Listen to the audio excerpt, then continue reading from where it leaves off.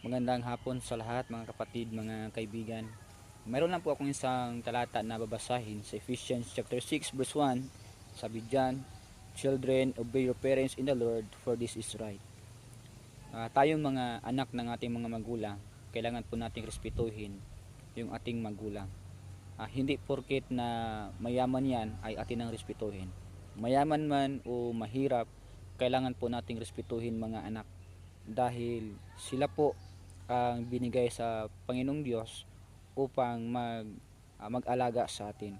Actually, hindi naman tayo lalaki sa mundong ito kung wala pong mga ina na tumutulong sa pag-aalaga natin. Hindi man natin naintindihan bakit ikaw ay nagmulat o ikaw ay nandyan sa pamilyang mahirap o mayaman. Mahirap man o mayaman, ang importante na iyong mga pamilya ay kailangan mong respetuhin, galangin mo, no? Kasi sa ating ngayon, sa ating henerasyon, marami na tayong mga nakikita na video na talagang yung mga anak ay wala na pong respeto, no? Ang kanilang mga magulang ay kanilang sinasaktan. So sa Biblia po mga kapatid, mga kaibigan, kailangan po nating respetuhin. Kaya nga kailangan po nating magsubmitar ng respeto sa ating mga magulang.